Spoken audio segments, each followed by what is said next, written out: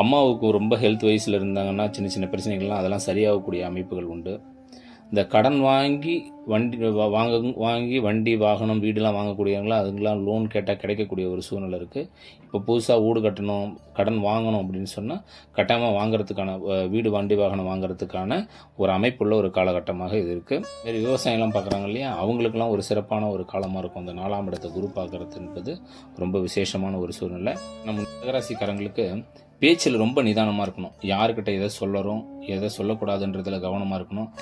அருணகிரிநாதர் முருகப்பெருமானுக்கு சொன்னாராம், சும்மா இரு சொல்லற அப்படின்னு. ஒரு சில நேரங்களில் தேவையில்லாத நபர்கிட்ட நம்ம பேசுகிறத தவிர்த்திடலாம். இல்லைன்னா நம்ம சொன்ன பேச்சு நமக்காக எதிர்ப்பாக நமக்கு ஒரு சில பிரச்சனைகளை கொடுக்கலாம். அடுத்தவர்களுடைய மனஸ்தாபத்தை கொடுக்கக்கூடிய ஒரு காலகட்டமாக இருக்கிறதால பேச்சில் ரொம்ப நிதானமாக இருக்கணும். சூழ்நிலை நான் முன்னாடியே சொன்னேன் இல்லையா, தசாபுத்தியில் உங்களுடைய பிறந்த ஜாதகத்தில்